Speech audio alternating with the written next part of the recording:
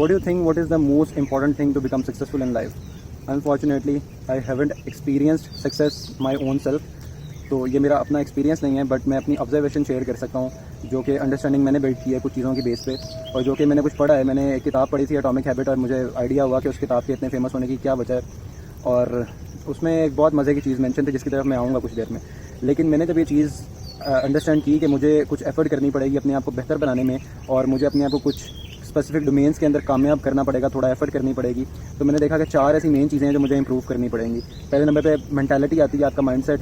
फिर आप फिजिकली आपको बेहतर होना चाहिए, फाइनेंशियली और सोशली। ये 4 चीज़ें ऐसी जो मुझे लगता है कि मुझे पर्सनली इंप्रूव करने की बहुत ज़्यादा ज़रूरत थी। और ये सारी चीज़ें ओवरलैप्ड होती हैं आपस में। अगर आपकी हेल्थ सही नहीं होगी तो ऑब्वियसली वो आपके माइंडसेट पे भी थोड़ा बहुत फ़र्क डालेगी, आपकी मेंटालिटी पे थोड़ा बहुत फ़र्क डालेगी। और अगर आपका एनवायरनमेंट अच्छा नहीं होगा तो भी वो आपकी मेंटालिटी पे थोड़ा बहुत फ़र्क डालेगा। लेकिन मुझे जो लगता है at this stage of my life, जिस पर मैं अभी खड़ा हूँ, मेरे लिए सबसे ज़्यादा जो इंपॉर्टेंट है इंप्रूव करना, वो मेंटालिटी है। क्योंकि अगर आप फाइनेंशियली किसी बंदे को स्ट्रॉन्ग कर दो और वो मेंटालिटी उसकी फारिग है, तो वो सब कुछ लूज़ कर सकता है दोबारा से।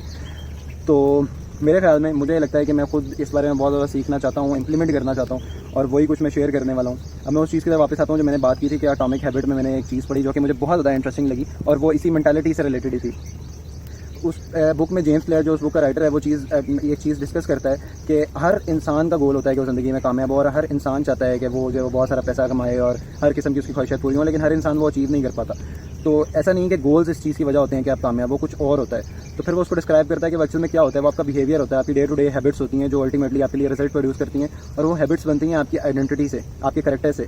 और आपका करेक्टर कैसे फॉर्म होता है, मैंने जो चीज़ नोटिस की बहुत स्ट्रॉन्गली, कि इंसान जब जितने भी मैंने कामयाब लोग देखे हैं ना, उनका कुछ स्पेसिफिक माइंडसेट होता है, उनके मेंटल मॉडल्स होते हैं, और उनके कुछ बिलीव्स होते हैं।